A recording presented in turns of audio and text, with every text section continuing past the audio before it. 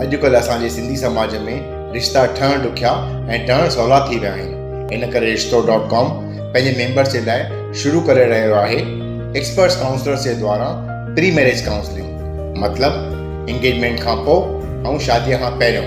त अचो शादीअ खां पहिरियों अची प्री मैरिज काउंसलिंग जो फ़ाइदो वठो। डेली पेज उल्लासनगर, हमारी खबरें हमारी पहचान।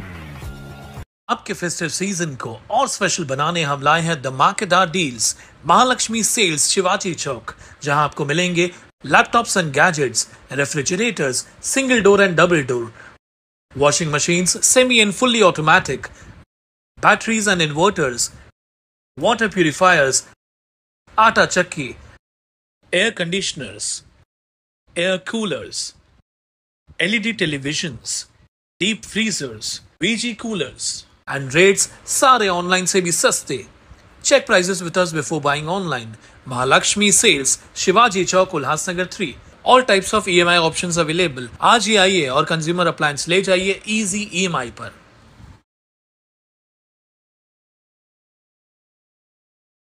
उल्लासनगर वाहतूक उपविभाग की तरफ से कल 23 नवंबर के दिन मतगणना के दौरान उल्लासनगर शहर के कई रास्तों पर सभी प्रकार के वाहनों का प्रवेश बंद।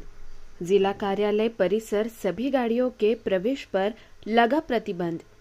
कल 23 नवंबर के दिन मतगणना के उपलक्ष्य में ट्रैफिक विभाग के उपायुक्त द्वारा अधिसूचना जाहिर करते हुए 141 विधानसभा क्षेत्र में 20 नवंबर के दिन हुए मतदानों की मतगणना के उपलक्ष्य में उल्लासनगर 3 पवई चौक स्थित जिला कार्यालय परिसर में कल 23 नवंबर के दिन सुबह के 6 बजे से लेकर शाम के 6 बजे तक सभी प्रकार के वाहनों के प्रवेश पर बंदी लगाई गई है, ताकि जिला कार्यालय परिसर में मतगणना के दौरान कोई आपत्ति नहीं हो।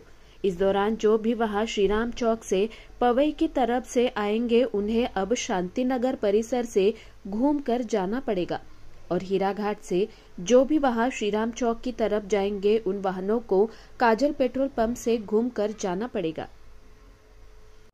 उद्या विधानसभा निवडणुकांची मतमोजणी आहे आणि आपलं जे उल्हासनगर विधानसभा मतदारसंघ आहे त्याची मतमोजणी पवई चौकात जे SD ऑफिस आहे त्या ठिकाणी होणार आहे।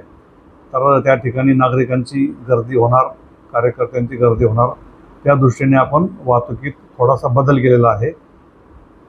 उद्या जे आहे अधिसूचना काढून आपण सकाळी 6 ते संध्याकाळी 6 वाजेपर्यंत वाहतुकीत हा बदल केलेला आहे। तर हा बदल अशा पद्धतीने राहणार आहे की पवई विठ्ठलवाडी कडून जी वाहनं येणार आहेत पवईकडे श्रीराम चौकाकडून येणारी पवईकडे येणारी जी वाहनं आहेत ती पवई चौकाकडून लेफ्ट बाजूला शांतीनगरकडे जातील आणि तिथून आपल्या इच्छित स्थळी ते जातील।